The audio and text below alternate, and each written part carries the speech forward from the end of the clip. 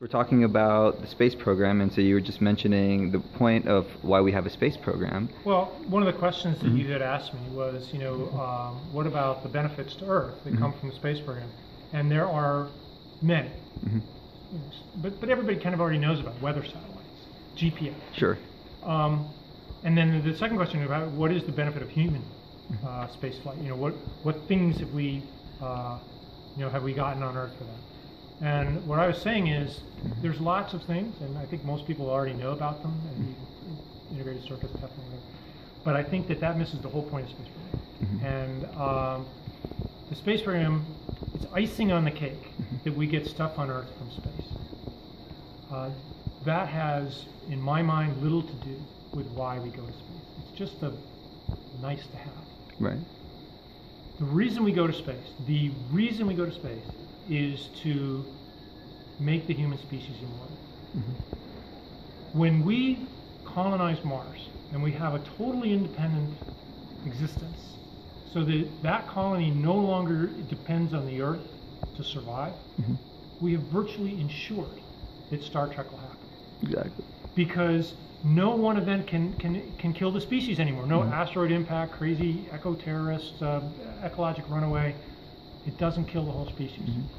And once we are a multi-planet species, we will expand, probably the Martians will expand, out into the other planets of the solar system, and eventually we'll figure out star travel, and we'll populate the galaxy. So essentially talking about becoming from a Type 1, Type 2 civilization on the Kardashev scale. Absolutely. And that's the point of the space program. Right. Okay? And if we get Teflon along the way, great. So you're saying basically these things are just kind of like a side product of exploring space? Yeah, I mean, you get nice things when you invest in technology. And so great, we get them. Could you get those nice things if you spent the same amount of money developing those nice things? Maybe, I don't know, probably. But it misses the point entirely. And so, so I'm at the point where I don't even answer that question anymore. Right. Because I think we need to decide, do we want to today make it possible for the human species to survive forever? Because it's within our grasp. Right.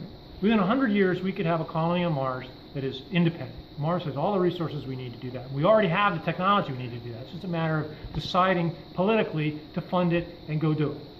And the country that decides to go do that, if they choose to do it on their own as opposed to a global thing, is going to dominate the next millennium. So a lot of people are saying, with the Richard Kurzweil and so forth, when we say robots to colonize the world, so you work obviously in both fields between robotics and being an astronaut.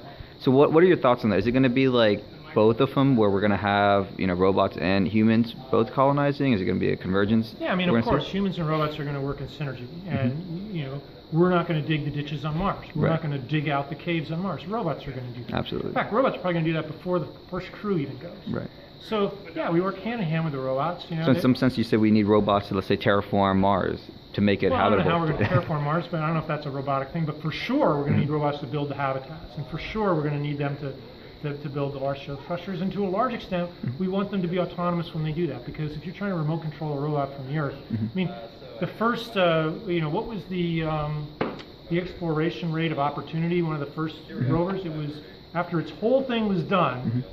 Its average exploration rate was 1 meter a day. Oh, really? 1 meter a day. Okay, that's what you get when you control from Earth, because the time delay means you got to drive a little bit and then wait and drive a little bit. It's terrible. I've heard this says it takes almost like 8 minutes when they send a command in to get to Mars, right? Is that true? It depends on where Mars is. Sometimes Mars is on the other side of the sun, and you can do it. So, but at the minimum, it's 4 minutes there, 4 minutes. So think about that. You're trying to do exploration. You're walking along, you see something interesting. 4 minutes later, your controller sees it. Right. They make some decision in a couple of minutes.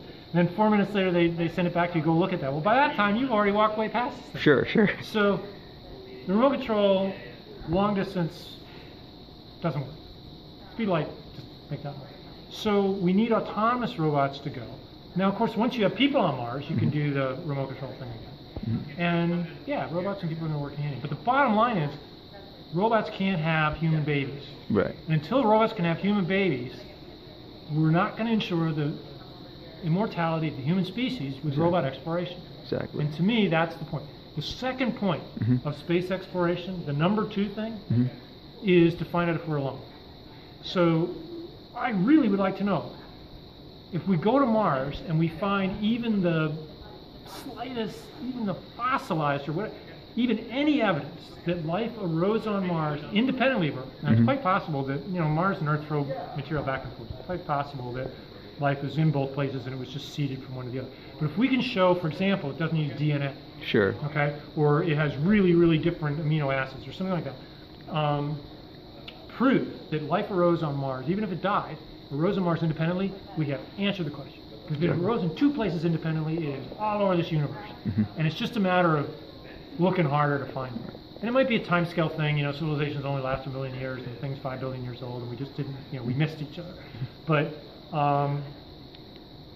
to ensure the survival of the human species and to find out whether or not we're alone are my reasons to do spaceflight. That's excellent. And that's so interesting that you bring up, looking for alien life and life on other planets and possibly other galaxies. And so I think that's such a valid reason, because that could change the entire course of, all the questions on from, our religious views to... No, absolutely. It's going to be huge. It's going to be huge. We're not going to be able to figure out whether there's life in other galaxies. That's far away. Right. However, it's going to be a race, actually. It's going to be a race between going to Mars and finding some bacteria, fossils, something on Mars, and the satellites that are looking at exoplanet atmospheres. So the other way that we may find life is by looking at unstable elements in atmospheres in other solar systems. And we have satellites that are getting ready to do that. Like they even say sometimes on the moons of Europa, for instance, Jupiter, they're saying there's a good chance of life there with ice and so forth. Right, maybe under the ice, that's another one. But my guess is, if I were to put my dollar down, I think the first evidence of life is going to come from satellites looking at planets in other solar systems. I think we're going to look at atmospheres and say, that's a definitive signature of life. So do you think we won't know 100%, and obviously we're going to have no idea whether or not there's intelligent life. But we may be able to find, evidence of signatures of life in those atmospheres. So last question was, I think, basically, so you think most likely we'll see life either in a fossilized form or some sort of bacteria? Do you think it's going to be similar to what developed on Earth, or is it going to be something... Well, the beauty of this thing is I have no idea.